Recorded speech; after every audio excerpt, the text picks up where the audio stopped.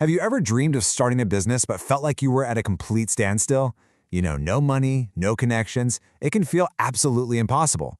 But what if there was a secret code, a kind of combination lock, that could open up the path to financial freedom, even for a total beginner? Well, today, we are diving into a guy that claims to have cracked that exact code. So get this. That's the promise, right there on the tin. It's a massive claim, isn't it? It suggests there's a direct, repeatable path from where so many of us start, square one, to the place we all dream of being. And I know exactly what you're thinking, because I thought it too. Is this for real? Or is it just another one of those get-rich-quick fantasies? And you know what? The author gets it. They tackle that skepticism head on. And here is the core idea, which I think is just brilliant. The journey isn't actually impossible, it just feels that way. It's like trying to guess a crazy long password. But what if someone just gave you the password? Suddenly, opening the lock is easy. And that's the promise here, to give us the code for picking the right kind of business that can win even if you're starting with nothing. Okay, so let's crack this code open. It's broken down into 3 really powerful filters you can use to judge any business idea. The author calls them the 3 donuts, and the first one is all about 2 things: scale and frequency. This first principle is so simple, but it's incredibly profound.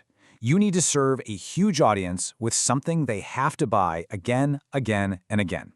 As the source puts it, volume is the key to getting wealthy, and it's that repeatability that creates a business that basically fuels itself.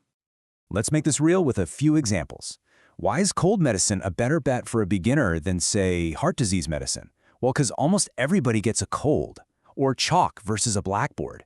You burn through chalk constantly. The blackboard lasts forever. Choosing these high-frequency, mass-market products gives a beginner a massive built-in advantage from the start. All right, let's move on to the second donut. This one tackles a really important question. What if your product isn't something people buy all the time, like clothes or furniture? Does that make it a bad idea? Not at all. It just means you have to get clever and engineer that repeatability. And here's the solution. You just shift your focus. Instead of trying to sell to one customer at a time, you sell in bulk to other businesses, to distributors, to retailers, to little market stalls. Suddenly, they become your repeat customer, buying from you over and over to restock their shelves. And this just perfectly illustrates the power of that change in thinking. A single retail shop can become a trap, right? You're always chasing that next one-time customer. But a wholesale network, that lets you scale. You're not just selling products anymore, you're building a distribution machine. And now for the final donut. Honestly, for someone who's really starting from scratch, this one might be the most important of all. It's all about one thing: simplicity. Because when you're a beginner, complexity is your absolute worst enemy. I love this way of thinking about it. Your business model should be as simple as a computer command.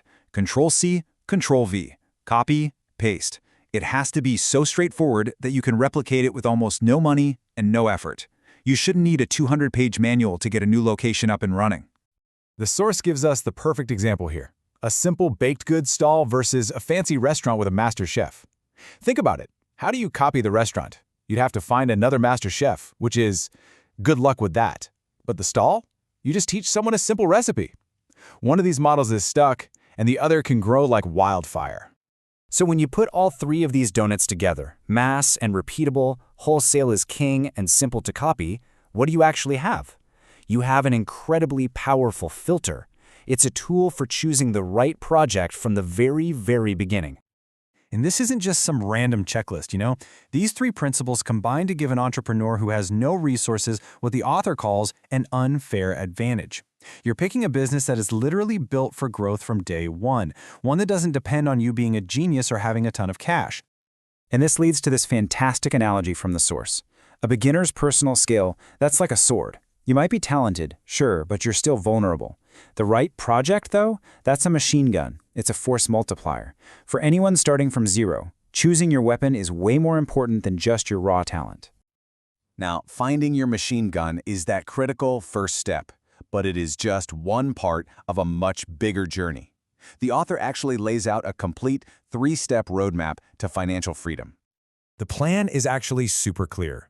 First, you use these 3 filters we talked about to find the right project. Second, you go out and do it. You operate that business to build up your initial capital. And then third, you learn how to make that money grow all by itself. So everything we covered today, that's the foundation. That's step 1 of this whole path.